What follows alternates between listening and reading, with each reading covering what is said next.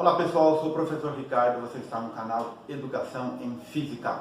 Hoje nós vamos começar os nossos estudos sobre termodinâmica. E o que estuda a termodinâmica? A termodinâmica é uma parte da física que estuda as relações entre calor, energia e trabalho. Aqui para o nosso ensino médio, nós vamos limitar esses nossos estudos aos gases. E por que aos gases? Porque o estudo da termodinâmica ele se aprofundou com o surgimento da máquina a vapor. Então, naturalmente, os estudos sobre como aproveitar os gases para gerar energia e transformar isso em trabalho se intensificaram. E tudo isso se tornou mais intenso com o advento da Revolução Industrial. E para a gente entender melhor a importância disso tudo, eu vou fazer um resumo aqui para vocês de como que nós chegamos nessa Revolução Industrial. Nós sabemos que a ordem dos primatas apareceu na face da Terra há mais ou menos 55 milhões de anos. O gênero Homo apareceu na face da Terra há mais ou menos 3 milhões de anos. Durante esses 3 milhões de anos, muitas espécies do gênero Homo apareceram, desapareceram e há mais ou menos 400 mil anos surgiu o Homo sapiens. O Homo sapiens conviveu com outras espécies do gênero Homo, como por exemplo o Homo erectus e o Homo neanderthalensis, o famoso homem de Neandertal. Mas não se sabe por que todas as outras espécies desapareceram, só sobrou o Homo sapiens. Uma das explicações é que há 70 mil anos atrás o Homo sapiens passou por uma revolução chamada Revolução Cognitiva. Através de registros arqueológicos como pinturas, esculturas, artefatos manufaturados, eles perceberam que o Homo sapiens começou a lidar com o mundo ao seu redor de uma forma diferente. E mais ainda, estabeleceram um meio, um jeito de se comunicar muito superior a que as outras espécies. A gente sabe que todos os animais têm uma maneira de se comunicar, mas o Homo sapiens criou uma forma de comunicação que superou em muito a forma de comunicação dos outros animais e das outras espécies do gênero Homo. Bom, coincidência ou não, ou se isso foi um efeito dessa diferenciação do Homo sapiens em relação às outras espécies, o fato é que todas as outras espécies do gênero Homo desapareceram da face da Terra e o Homo sapiens se tornou então o único e o soberano, inclusive em relação aos outros animais. Há mais ou menos 12 mil anos atrás, uma outra revolução aconteceu, que é conhecida como Revolução Agrícola. De caçador-coletor, o ser humano passou a domesticar as plantas e os animais. Com a domesticação então das plantas e dos animais, o ser humano pôde estabelecer um lugar fixo para morar. Então, de bandos nômades, a sua organização social passou a ser tribos, depois tribos maiores, vilas, cidades e chegamos até onde estamos hoje. Mas o mais interessante é que durante esses 12 mil anos, o homem utilizou como a sua principal fonte de energia seus próprios braços ou a energia dos animais que ele punha para trabalhar. Claro, durante esse período, o homem aprendeu a usar o fogo para manipular os metais, criou a metalurgia, aprendeu a usar energia eólica para mover as suas embarcações, os seus moinhos de vento, depois também aprendeu a usar a queda d'água para aproveitar essa energia e mover os moinhos de água. Mas de maneira geral essa energia ou vinha do seu próprio corpo ou do corpo dos animais que ele conseguiu domesticar e os colocava para realizar essas atividades que ele precisava. Mas por volta do século XVIII, tudo isso mudou. E o interessante é que tudo isso começou com um dispositivo que hoje todo mundo tem dentro de casa, é a panela de pressão. Pode ser que muita gente não tenha usado, mas já viu funcionando. E como que funciona uma panela de pressão?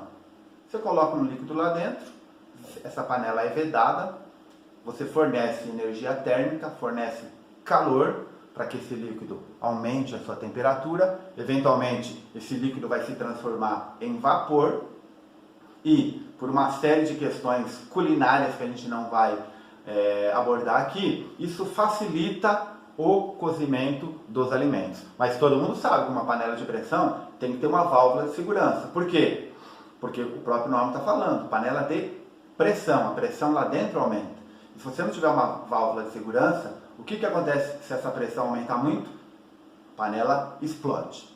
Mas o que nos interessa é que o cientista, que hoje é apontado como o criador da panela de pressão, um físico, lembrem bem, um físico francês chamado Denis Papin, além de criar a panela de pressão, ele fez alguns estudos sugerindo que essa energia do vapor poderia ser usada para outras atividades. Afinal de contas, a pressão que é criada lá dentro da panela de pressão é uma força. Pressão em física a gente sabe, né?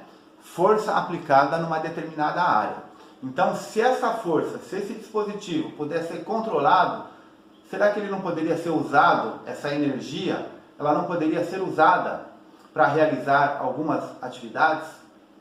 Aí, em 1698, um físico inglês chamado Thomas Savery conseguiu montar a primeira máquina a vapor, utilizando essa energia para realizar trabalho. Essa primeira máquina não tinha um pistão acoplado e o seu uso foi direcionado principalmente para bombear a água das minas de carvão, porque à medida que você ia escavando mais e mais, né, para extrair o carvão do fundo das minas, eventualmente você cruzava com um veio d'água, inundava a mina de carvão e você tinha que tirar essa água de dentro. Como que era feito antes? Manualmente, através de baldes.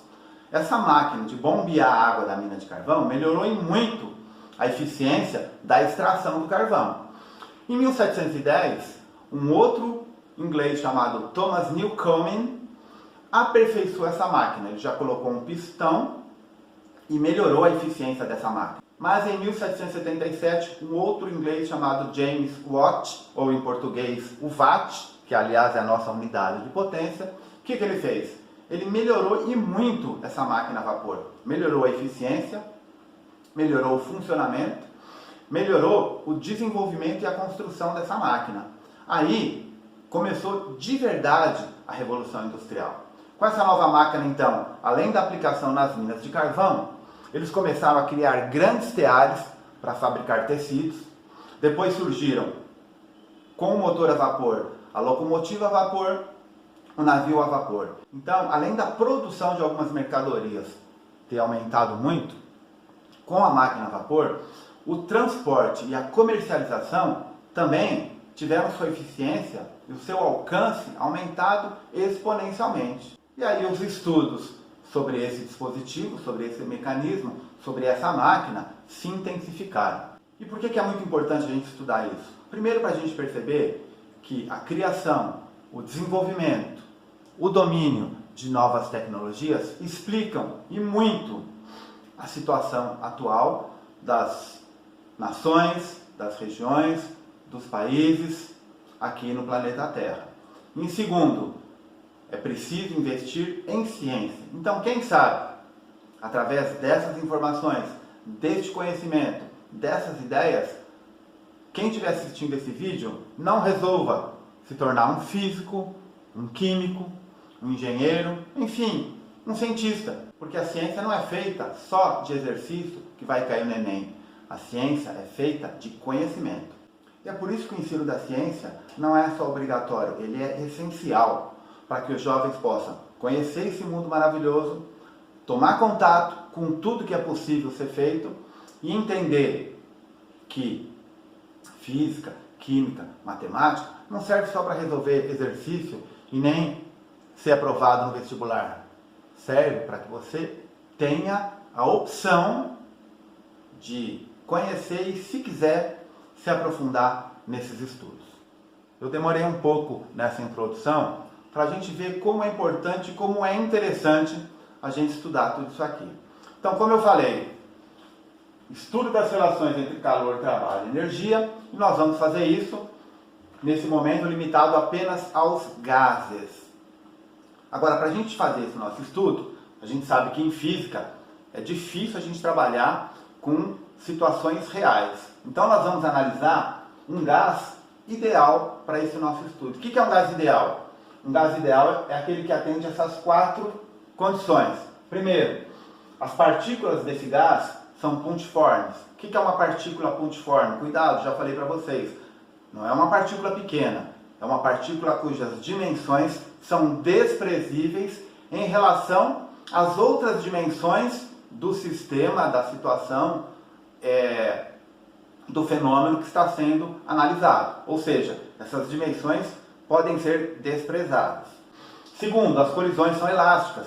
E o que são colisões elásticas? São aquelas colisões onde a energia não é perdida, ela é apenas transformada. Então as colisões que ocorrem entre as partículas dos gases, elas são elásticas, não há perda de energia.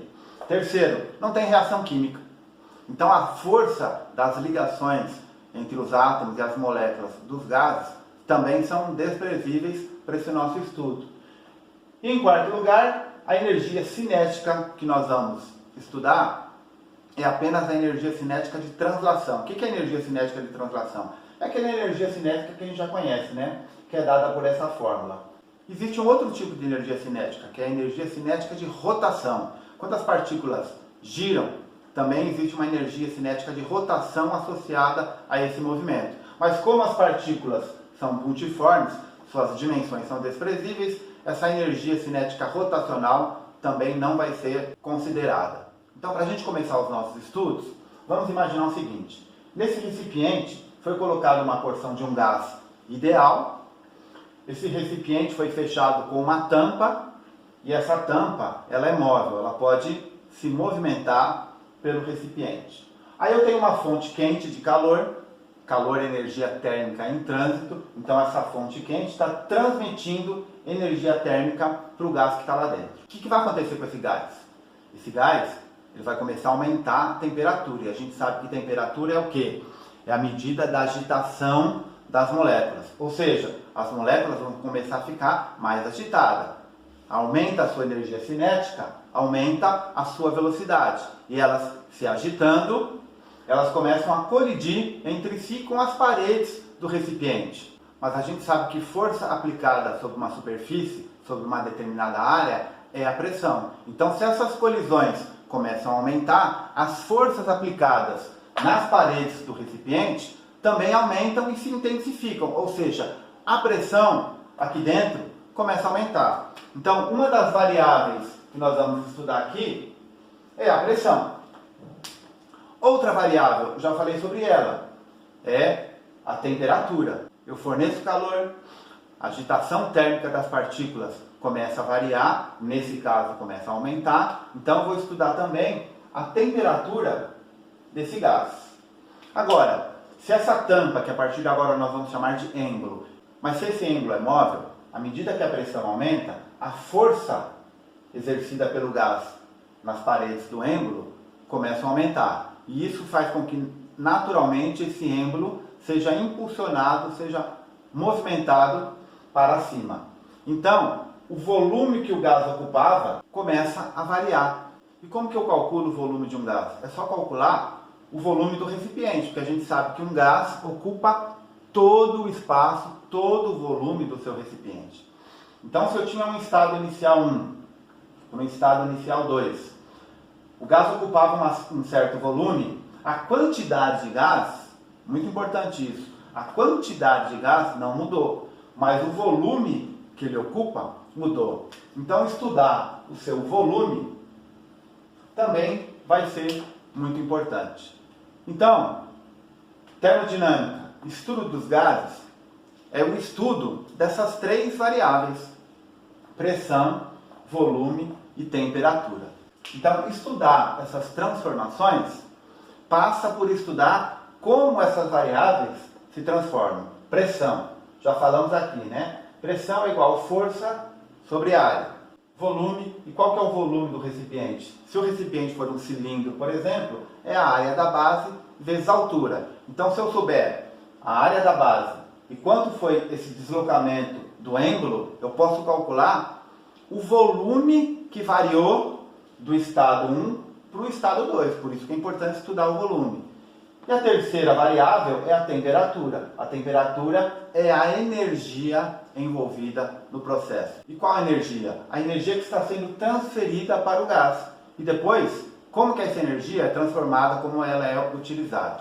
Unidades dessas três variáveis. Unidade de pressão, força por área, Newton por metro quadrado. Mas como a gente sabe, toda grandeza, que é muito importante, recebe uma unidade, um nome da unidade especial. Nesse caso aqui é o Pascal. Cuidado, não é Pascal, é Pascal, cientista francês. Em homenagem a ele, o Newton por metro quadrado virou Pascal. P maiúsculo, A minúsculo. É muito utilizada também uma outra medida de pressão, é o ATM. Um ATM corresponde a 10 na quinta Pascal. Unidade de volume, sistema internacional, metro cúbico. O litro também é muito utilizado, então a gente tem que lembrar que 1 metro cúbico equivale a 10 na terceira litros, ou seja, 1000 litros. E unidade de temperatura, cuidado, hein? Muito cuidado. Na termodinâmica, a temperatura é em Kelvin. Nas equações que a gente for trabalhar, tem que usar a temperatura em Kelvin. Lembrando, temperatura em Kelvin é a temperatura em graus Celsius mais 273. Os primeiros estudiosos dessas transformações gasosas, eles perceberam que se eu tinha um gás confinado num recipiente, aqueço esse gás, ele passa do estado 1 para o estado 2, a relação, o produto entre a pressão e o volume do estado 1 e do estado 2 era sempre constante. Então essa foi a primeira constatação. Então eles descobriram o quê? Que a relação entre pressão e volume era sempre uma constante. A uma determinada temperatura fixa, essa relação sempre era observada. Aí depois eles começaram a perceber outra coisa, que para temperaturas diferentes, essa relação também valia. Então, se você fizesse esse estudo com uma determinada temperatura, por exemplo, no estado 1, depois fosse fazer esse estudo para o gás no estado 2, essa relação também era constante. Então, pressão no estado 1 vezes o volume do estado 1 dividido pela temperatura no estado 1 é constante e é igual a pressão no estado 2 vezes o volume no estado 2 sobre T2. Então essa aqui é a chamada equação geral dos gases. Nós vamos trabalhar muito com isso ao longo do nosso curso. Então eu vou sair aqui da frente da tela, vocês darem um print na lousa se vocês quiserem. E agora a gente vai fazer 2 exercícios de aplicação para a gente começar a entender como tudo isso se relaciona com esse processo de transformação de um gás passando do estado 1 para o estado 2 e como essas 3 variáveis se relacionam aplicando a equação geral dos gases. Vou só apagar a luz e já volto, não sai daí. Pessoal, o que o enunciado do exercício 1 está nos falando? Que as notícias de 1,6 bilhões de barris de petróleo podem não ser verdadeiras. Por quê? Porque em termos de termodinâmica, a gente não sabe se ele está se referindo ao volume no estado 1, na camada de pré-sal, ou ao volume no estado 2, ao nível da superfície, ao nível do oceano. Então ele pergunta, qual é a relação entre o volume na camada de pré-sal, volume 1, e o volume ao nível do mar, volume 2, para que a gente possa realmente interpretar melhor essa notícia. Então nós vamos aplicar a equação geral dos gases para estabelecer a relação entre os volumes do estado 1 e no estado 2. E como é que a gente faz isso? A gente tem os dados aqui que foram fornecidos pelo enunciado, as pressões e as temperaturas em cada estado. Lembrando, temperatura é em Kelvin. Já passei para a temperatura Celsius, já passei aqui para Kelvin. Então, P1, V1, T1 é igual a P2, V2, T2. Qual que é a pressão no estado 1? 275 atm. Vezes o volume no estado 1, temperatura no estado 1, 330 Kelvin. Lembrando, Kelvin não é grau, então não existe 330 graus Kelvin, é 330 Kelvin. No estado 2, pressão no estado 2, ao nível do mar, 1 atm. O exercício não fornece isso, mas isso a gente tem que saber. A pressão ao nível do mar é 1 atm. vezes o volume 2, dividido pela temperatura 2, 300K. E aí ele diz, para a gente saber o volume no estado 2, devemos multiplicar o volume na camada de pré-sal por quanto? Ou seja, ele já está falando que o volume no estado 2 é maior do que o volume no estado 1. E eu até deixei a figura para a gente visualizar isso.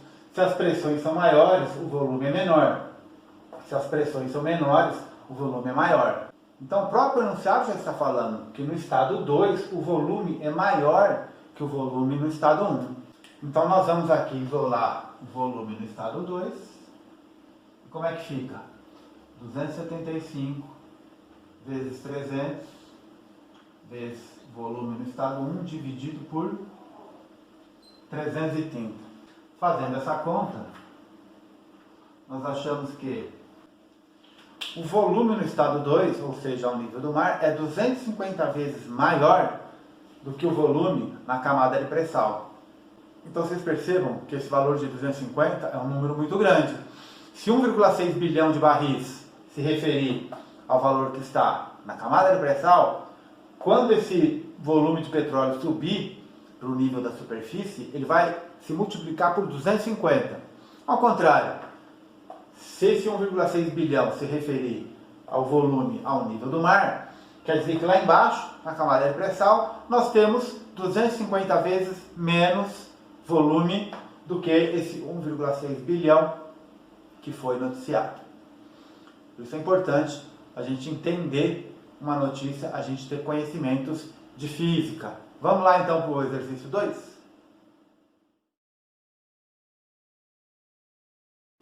No exercício 2, o que o enunciado nos informa? Que as camadas de pré-sal podem chegar até 7.000 metros, que lá o óleo se encontra a altíssimas pressões, e ele dá uma escala dizendo a que profundidade cada uma dessas camadas estão. Ao nível do mar, 0 metros. Então aí é o nosso ponto zero. O pós-sal está a 2.000 metros, a camada de sal a 3.000 metros, pré-sal começa nos 5.000 metros, pode chegar até 7.000 metros. E ele pergunta, qual que é a pressão exercida pelo oceano na camada de pós-sal? Então cuidado, quem já foi calculando a pressão a 7.000 metros, se enganou. E o que ele informa? Ele informa que a densidade da água do mar é 1.000 kg por metro cúbico e a aceleração da gravidade 10 metros por segundo ao quadrado. Por que eu escolhi esse exercício? Porque nós vamos ter que trabalhar com essas informações em muitos casos de estudo dos gases. Então vamos começar por onde? Ele quer saber a pressão. O que eu sei? Pressão é igual a força sobre área. Qual a força que está sendo exercida na camada do pós-sal? É a força-peso do volume de água. E a força-peso a gente sabe que é mg. Bom, parei por aqui. Ele me deu a aceleração da gravidade, não sei mais nada. Mas ele me deu a densidade. Eu sei que densidade é a massa pelo volume. Isso quer dizer que a massa é igual densidade vezes o volume. Já vou substituir nessa equação aqui. Então eu sei que a pressão é igual a densidade vezes o volume vezes G sobre a área. Mas qual a relação da área com o volume? Eu sei que o volume é a área da base vezes a altura. Posso substituir então volume nessa equação? Posso. Então pressão vai ficar densidade vezes volume, a área da base, vezes G vezes H pela área. Corto área com área. A pressão exercida então pela camada de oceano na camada do pós-sal é igual a densidade da água, aceleração da gravidade e a altura. A altura eu sei, camada do pós-sal está em 2.000 metros. Pronto, já posso achar a pressão. Pressão então é igual a densidade 1000, vezes aceleração da gravidade 10, vezes a altura, que é 2000. Pressão, então, é igual a 2 vezes 10 na 7 newtons por metro quadrado. Pessoal, essa foi a nossa aula 1 da termodinâmica. Eu sou o professor Ricardo, você está no canal Educação em Física e eu aguardo você no próximo vídeo. Até lá!